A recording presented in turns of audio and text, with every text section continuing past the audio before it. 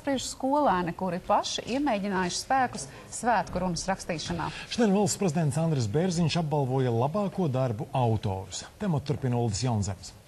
Valsts prezidenta kancelējas rīkotā konkursa nosaukums izsaka visu. Mana kā valsts prezidenta uzruna Latvijas dzimšanas dienā. Skolēnu vēlme iejusties prezidenta lomā un izteikties ir liela. Uzvarētāju žūrija izvēlējusies no iesūtītajām 315 rakstveida un 17 video uzrunām. Labāko darbu autori šodien tika aicināti pie prezidenta. Tur jau redz ne tikai tos kā vārdisko, kā tas ir vārdiski pateikt, bet arī var saprast tās domas, ko viņi domā un uz ko viņi virzās.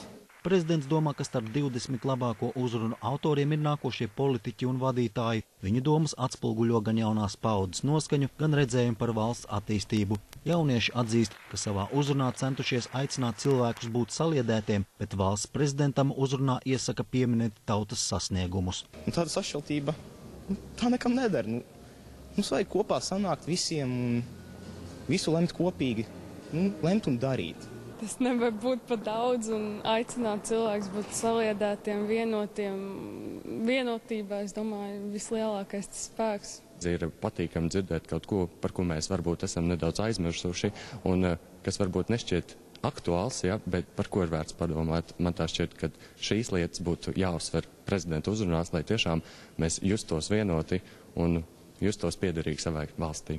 Prezidents atzīst, ka jauniešu darbos ir domu graudi, kuros ir vērts nevien ieklausīties, bet pat izmantot tos savā svētku uzrunā. Ir, jā. Protams, mēs nevaram tieši tos vārdus izmantot, jo mums viņi jādabū kopējā kontekstā. Paša prezidenta uzruna šī gada 18. novembrī valsts svētkos vēl tikai esot tapšanas stadijā, pie tā tiekot strādāts, tā tiekot rakstīta un koriģēta un būšot gatava tikai tad, kad būs izskanējusi. Tas ir tāds darbs, kur savācot šīs te idejas, saliekot kopā vārdiski, tad vērtējot pēc būtības, tad cenšoties, kā viņi var izteikt. Tas līdz pēdējai dienai, viņš nav nekad īsti pabeigts, ka viņš ir izskanējis, tad viņš ir beidzies.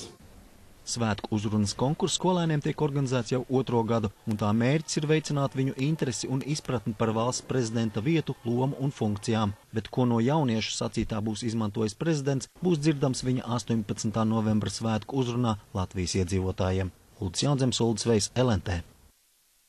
Visi bijušie valsts prezidenti vienu vietu. Pirmo reizi ikvienam interesantam